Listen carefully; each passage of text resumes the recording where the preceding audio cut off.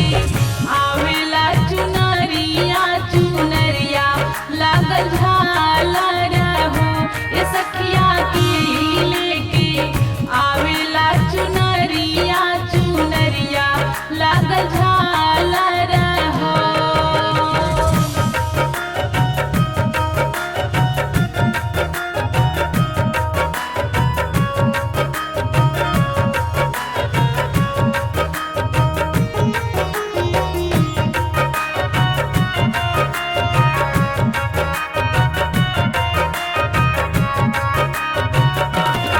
भैया लेके आवेले करौआ करौआ बड़ी सुंदर हो।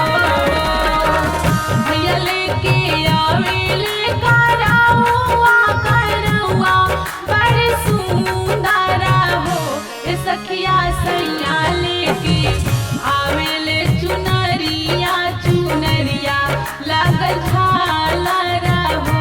ए सखिया सैया लेके आवेले चुनरिया चुनरिया लागल झालर हो।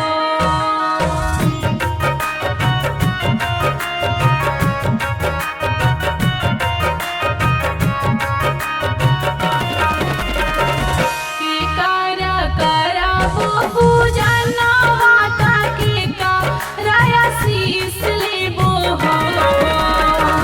के करबो पूजनवा ताके करया शीस लेबो हो।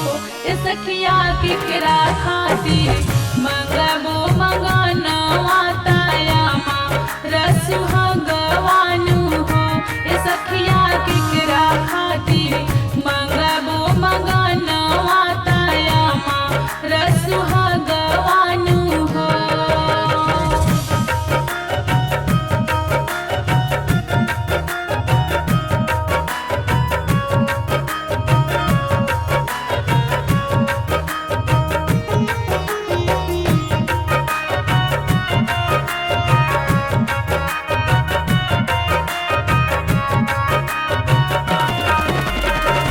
शिवजी के करबो पूजनवा त गौरी के आशीष लेबो हो।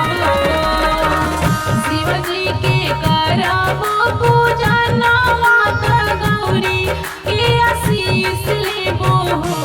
सखिया पिया खातिर मंगबो मंगनवा तायामा रसु भगवानु हो।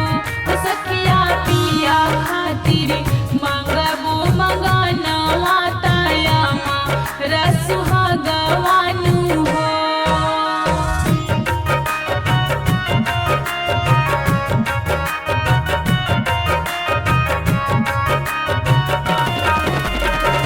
कौन बेरा करबो पूजनवा तलेहा बुआ शिष्यानु हो। कौन बेरा करबो पूजनवा तलेहा बुआ शिष्यानु हो। सखिया कौने बेरा मंगबो मंगनवा तायामा रसु भगवानु